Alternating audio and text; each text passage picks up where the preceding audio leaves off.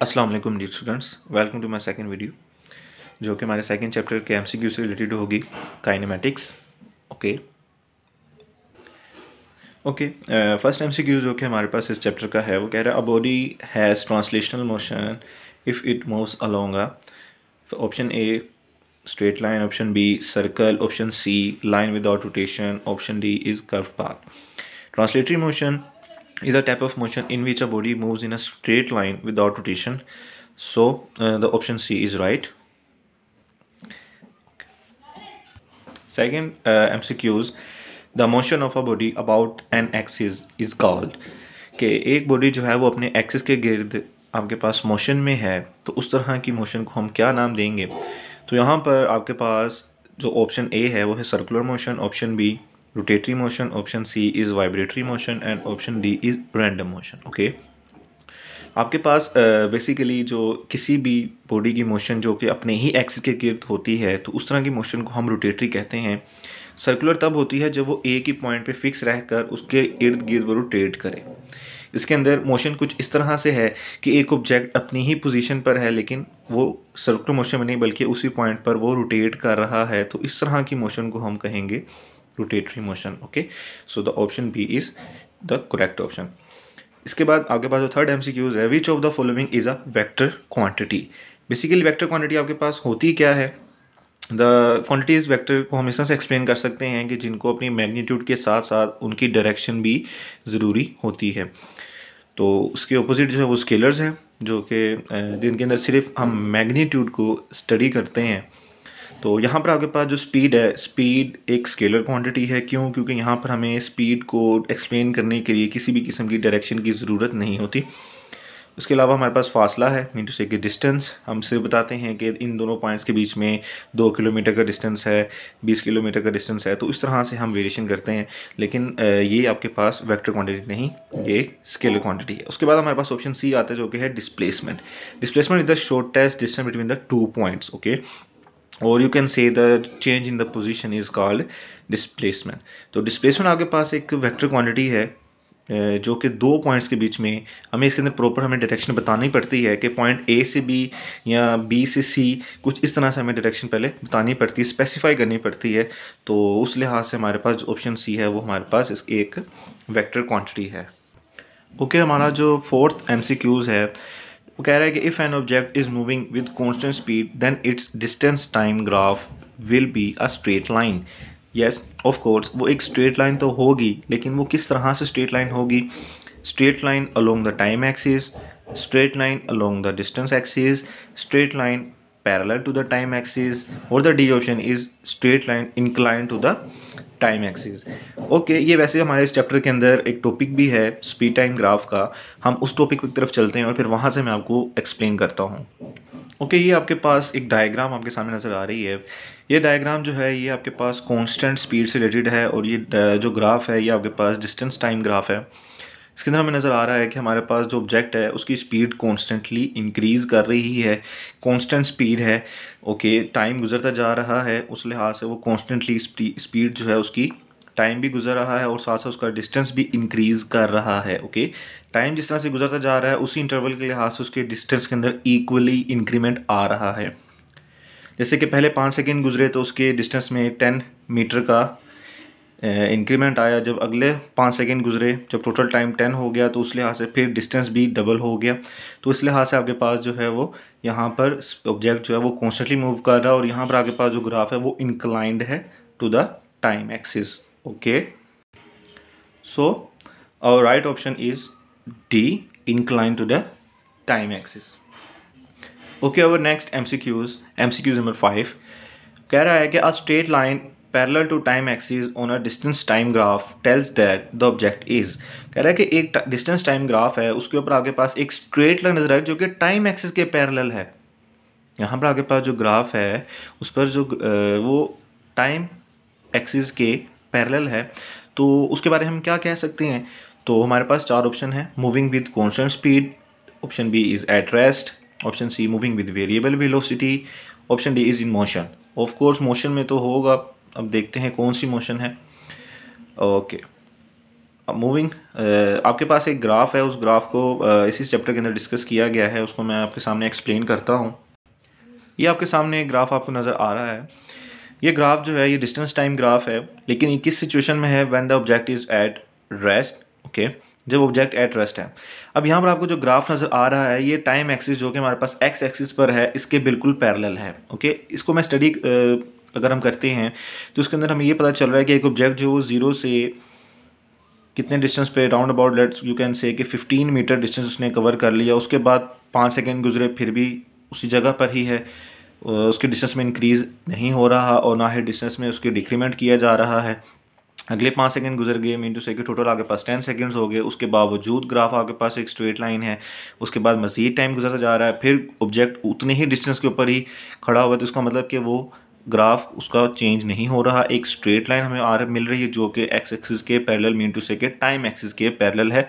So we can say that the object is at rest. So जैसा कि object at rest है, so the B option is the right option. Okay then, welcome to the next MCQs जो कि हमारा 6 MCQs है। इस MCQs के अंदर अक्सर बच्चों को बहुत ज़्यादा इशू रहता है कि इस MCQs का एक्चुअली में आपके पास ऑप्शन ठीक कौन सा है। तो आज हम इसको कैलकुलेट कर लेते हैं। स्टेटमेंट में कहा जा रहा है कि the speed time graph of a car is shown in figure, which of the following statement is true. नीचे दी गई आपके पास स्टेटमेंट्स में से कौन सी स्टेटमेंट जो है वो ट्रू है। ओके, अगर मैं आपको बताऊं कि स्पीड टाइम ग्राफ की बात अगर की जाए तो हमारे पास ये जो स्पीड टाइम ग्राफ गिवन है, इस स्पीड टाइम ग्राफ के रिजल्टेंट में हमारे पास डिस्प्लेसमेंट और मीन टू से कि डिस्टेंस हमें मिलता है। चूँकि ये स्पीड की बात की जा रही है तो speed is a scalar quantity, तो उस लिहाज से हमें यहाँ पे डिस्टेंस ही मिलेगा। सो ये जो हमारे पास जो एरिया है जो अंडर द कर्व है, ये हमें शो करेगा कि हमारे पास ऑब्जेक्ट ने डिस्टेंस कितना कवर किया है। ओके, चूँकि फॉर्मूला हमारे पास है S is equal to V multiply by T. अगर वेलोसिटी और टाइम का अगर हम कंपैरिजन करें तो हमारे पास एज ए रिज़ल्ट क्या आता है? डिस्टेंस आता है। ओके, सो अब इसको हम कैलकुलेट कर लेते हैं। फर्स्ट ऑप्शन, चूँकि इस एक्सेलेरेशन की बात की जा रही है तो acceleration 1.5 meter per second square की बात की जा रही है। ऑप्शन बी में car has constant speed of 7.5 meters per second. ये तो ऑब्वियसली ट्रू नहीं है, क्योंकि ग्राफ हमें कुछ और शो कर रहा है। Distance travel by the car is 75 meter. Check it out कर लेते हैं अभी इसको। Average speed of the car is 15 meters per second. No, average speed इसकी 15 नहीं है क्योंकि वो डिक्रीज़ कर रही है। ओके, इसको भी हम कैलकुलेट करते हैं प्रॉपर। ओके, ये हमें जो डेटा है इस ग्राफ से जो समझ आ रहा है कि ऑब्जेक्ट जो है वो ज़ीरो की स्पीड से शुरू होकर कहाँ पर जा रहा है, 15 मीटर पर सेकंड की स्पीड में कितने टाइम पर, वो टाइम इंटरवल जो है वो आपके पास कितना है? 10 सेकेंड्स है। ओके, तो अब हम इसको कैलकुलेशन करते हैं। तो चूंकि एक ऑब्जेक्ट, जो भी ऑब्जेक्ट मूव करता है तो उसका कोई ना कोई एक्सेलरेशन भी लाजमी होता है। तो फर्स्ट ऑफ ऑल हम इसका एक्सेलरेशन कैलकुलेट कर लेते हैं।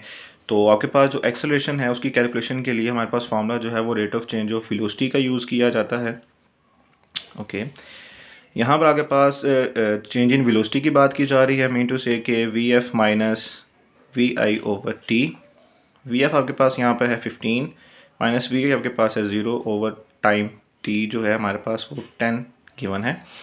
इसकी कैलकुलेशन हम करेंगे 15 ओवर 10, तो हमारे पास जो एक्सेलरेशन है वो आपके पास आता है 1.5 metres per second square. Okay, option A भी हमारे पास जो है वो ठीक है, जो कि कह रहा है कि a car has an acceleration of 1.5 meter per second square. लेकिन चूंकि ग्राफ हमें बेसिकली डिस्टेंस प्रोवाइड करेगा तो इसलिए हम डिस्टेंस की तरफ चलते हैं। ओके, नेक्स्ट बात कर लेते हैं हमने डिस्टेंस कैलकुलेट करना है। तो थर्ड इक्वेशन ऑफ मोशन जो कि है 2as is equal to final velocity का स्क्वायर और इनिशियल वेलोसिटी का स्क्वायर। वैल्यूज पुट आउट कर लेते हैं। तो एक्सेलरेशन हमारे पास आया है 1.5 s equal to V F, हमारे पास जो फाइनल वेलोसिटी है वो हमारे पास है 15 मीटर्स पर सेकेंड और इनिशियल जो है हमारे पास है 0। Final is 15 okay and initial is 0। Okay, अगर हम 2 को 1.5 से मल्टीप्लाई करते हैं तो हमारे पास आता है 3s और 15 का स्केल आपके पास होता है 225 एंड इट्स 0। हमने यहाँ से s कैलकुलेट करना है, 3 वहाँ पर जाके हम क्या कर देंगे डिवाइड, तो हमारे पास एज ए रिज़ल्ट जो डिस्टेंस है वो आता है 75 मीटर्स। ओके, सो चूँकि इस ग्राफ ने हमें एक डिस्टेंस देना था, क्योंकि ये डिस्टेंस जो ग्राफ था ये स्पीड टाइम ग्राफ था, तो हमारे पास जो ऑप्शन सी जो है वो is the right option. Okay, so next MCQs is our 7th MCQs। वो कह रहा है कि which of one of the following graphs is representing uniform acceleration. Uniform acceleration हमें गिवन गए ग्राफ में से हमें कौन सा ग्राफ जो है वो यूनिफॉर्म एक्सेलरेशन शो कर रहा है।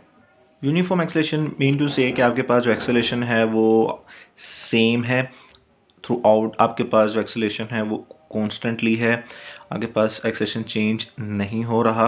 ओके, तो सेम उसी तरह से जैसे आपके पास यूनिफॉर्म वेलोसिटी थी जो कि टाइम इंटरवल के साथ साथ आपके पास जो है वो इक्वली चेंज हो रही थी, तो इसके अंदर भी आपके पास सेम इस तरह से ग्राफ जो है वो चेंजिंग आएगी। जैसे जैसे आपके पास टाइम गुजरता जाएगा उस लिहाज से आपके पास जो है वो डिस्टेंस भी कवर होता जाएगा। सो यहाँ पर हमारे पास जो ऑप्शन ए है इज़ द राइट ऑप्शन। ये आपकी बुक के टॉपिक में भी यहाँ पर ये चीज़ डिस्कस की गई है कि आपके पास एक जो ग्राफ है स्पीड टाइम ग्राफ, उसके अंदर आपके पास एक्सेलरेशन जो है वो यूनिफॉर्म है, तो हमारे पास ग्राफ किस तरह से आएगा, ये वही जैसे आपके पास यूनिफॉर्म वेलोसिटी का इंक्लाइंड ग्राफ था, inclined to the time axis, same इस तरह से आपके पास यूनिफॉर्म एक्सेलरेशन के लिए भी आपके पास inclined to the time axis ही ग्राफ आपके पास आता है। सो नेक्स्ट MCQs नंबर 8 कह रहा है कि by dividing displacement of the moving body with the time we obtain, हमारे पास डिस्प्लेसमेंट को टाइम पर डिवाइड करने के बाद हमारे पास कौन सी टर्म आती है। तो चूंकि वैसे हमारे पास जो डेफिनेशंस के अकॉर्डिंग अगर देखा जाए तो वेलोसिटी की डेफिनेशन जो है वो है rate of change of displacement.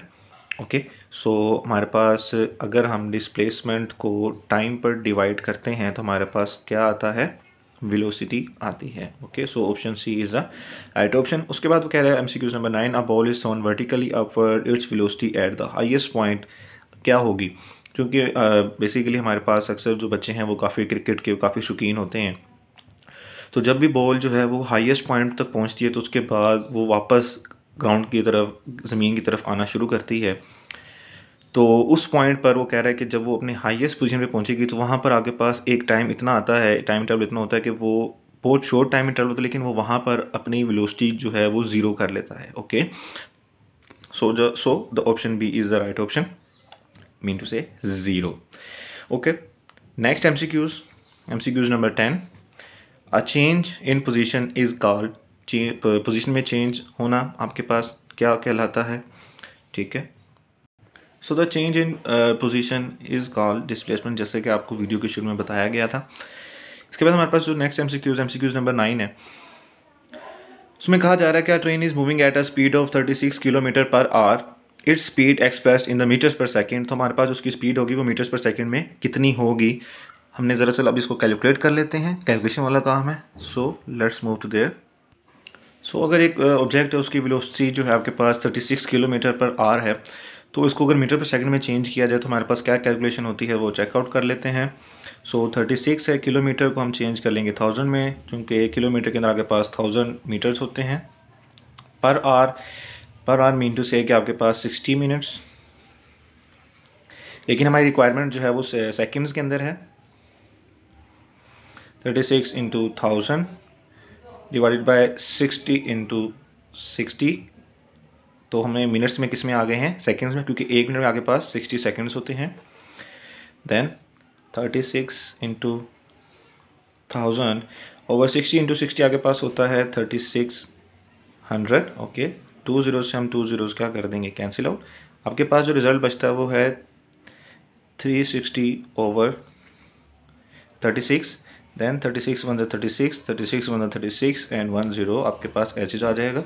तो आपके पास जो वेलोसिटी आती है वो है 10 मीटर्स पर सेकेंड। अगर हम 36 किलोमीटर पर आवर को मीटर्स पर सेकेंड में चेंज करेंगे तो हमारे पास 10 रिजल्ट आता है। Okay, so our right option is A, which is 10 meters per second. Okay, let's move to the last MCQs of our exercise, which is a car starts from the rest. It acquires a speed of 20 meters per second. After 20 seconds, the distance moved by the car during this time is, start कहाँ से हुई है, rest से। सो हमारी initial velocity जो है वो क्या है, 0। उसके बाद कहाँ तक उसने स्पीड अचीव कर ली है, 25 मीटर पर सेकंड। सो हमारी फाइनल वेलोसिटी जो है वो है 25 मीटर्स पर सेकंड। उसके बाद हमारे पास जो टाइम इंटरवल जो गिवन है वो आपके पास है 20 सेकेंड्स। ओके, हमने सिर्फ यहाँ पर अभी आपके पास डिस्टेंस कैलकुलेट करना है। सेम उसी तरह से हम कैलकुलेशन करेंगे जैसे हमने पिछले एमसीक्यूज नंबर 6 की थी। ओके देन हमारे पास ये डेटा इस एमसीक्यूज के अंदर गिवन है कि वो रेस्ट से चलना शुरू हुआ, मीन टू से कि उसकी वेलोसिटी जो है वो 0 मीटर्स पर सेकंड है। उसने 20 सेकंड्स के अंदर अपनी स्पीड जो है वो 25 मीटर पर सेकंड तक उसने इंक्रीज़ कर ली है। सो अभी हमने यहाँ पर जो कैलकुलेशन करनी है वो हमारे पास है कि हमारे पास डिस्टेंस कितना आना चाहिए है। सो कोई ना कोई एक्सेलरेशन तो लाजमी होगा। ओके, लेट्स कैलकुलेट कर लेते हैं उसको। Acceleration is the rate of change of velocity. Okay, mean to say vf minus vi over t। Values put out कर लेते हैं। हमारे पास वैल्यूज़ जो हैं vf is 25 minus vi is 0 over time जो हमारे पास जो था वो था 20। ओके, हमारे पास जो एक्सेलरेशन है वो आ जाएगा 25 ओवर 20 जो कि एज रिज़ल्ट हमारे पास बनता है 1.25 मीटर्स पर सेकंड स्क्वायर।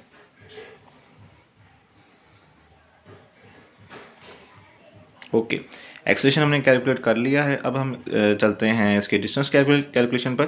तो third equation of motion use करेंगे जो कि है 2as is equal to vf square minus vi square. Values put out कर लेते हैं। एक्सेलरेशन की वैल्यू हमारे पास आई थी 1.25। डिस्टेंस हमने कैलकुलेट करना है। vf हमारे पास जो था वो 25 गिवन है और vi जो थी हमारे पास 0 है चूँकि वो 0 से चलना शुरू हुआ। 2 को 1.25 से अगर मल्टीप्लाई किया जाए, 2 को 1.25 से मल्टीप्लाई करके हमारे पास जो वैल्यू आती है वो है 2.5 और 25 का स्क्वायर हमारे पास होता है 625। हमने यहाँ से डिस्टेंस कैलकुलेट करना है तो 2.5 वहाँ जाके हम डिवाइड कर देंगे।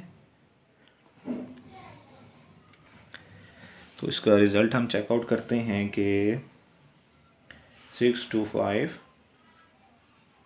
डिवाइडेड बाय 2.5, तो हमारे पास जो रिज़ल्ट आता है वो है 250। चूँकि डिस्टेंस है सो द 250 मीटर्स। तो हमारे पास जो रिज़ल्ट आया है एस की वैल्यू जो हमारे पास डिस्टेंस है वो 250 मीटर्स आई है। ओके, सो हमारे लास्ट एमसीक्यूज का जो राइट ऑप्शन है वो है ऑप्शन बी जो कि 250 मीटर्स है। ओके, आई होप सो आपको ये चैप्टर के एमसीक्यूज समझ आ गए होंगे। कोई इशू हो तो लाजमी कमेंट कीजिए। ओके, मेरी वीडियो को लाइक करें और अप्रिशिएट करें, शेयर करें और अपने व्यूज़ लाजमी बताएं। Thank you so much. Next video में मुलाकात करेंगे। खुदा हाफिज़।